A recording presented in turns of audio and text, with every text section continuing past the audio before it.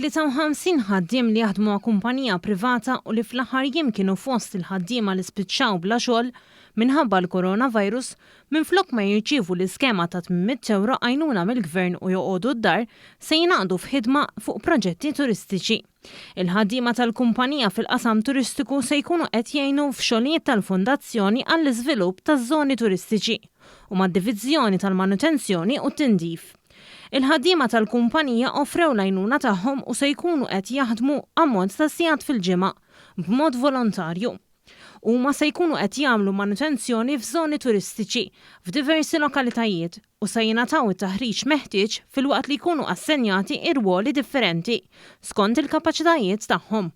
F'konferenza tal-aħbarijiet f'Taslima, il-Ministru għat-Turiżmu Giulia Farrugia Portelli qalet li dan iż-żmien qed jintuża sabiex hekk kif kollox jirritorna għan-normal ikun hemm titjib fl-infrastruttura turistika ta' pajjiżna. Malta dejjem kienet reżiljenti kif taffaċċja l-isfidi tagħha u din hija turija ċara ta' solidarjetà minn ħaddiema li diġà fil-passat għal snin twal ħadmu fis-settur turistiku u issa qed jagħtu il-ħin volontarju tagħhom minflok jieħdu 800 euro u joqogħdu d-dar iħossu li għandhom jagħtu xi ħaġa lura lejn in-nazzjon. Farrugia Portelli rringrazzjat lil ħaddiema ta' din il-kumpanija li se jkunu qed jagħtu ġest sabiħ lil pajjiżna permezz ta' din l-inizjattiva.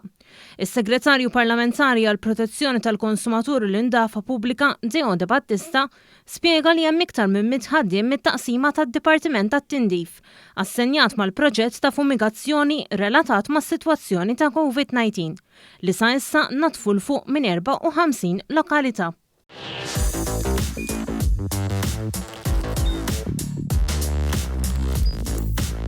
Idħol fuq one.com.mt u hemmhekk tista' tara l-programmi kollha li jxandru fuq One permezz ta' One Play.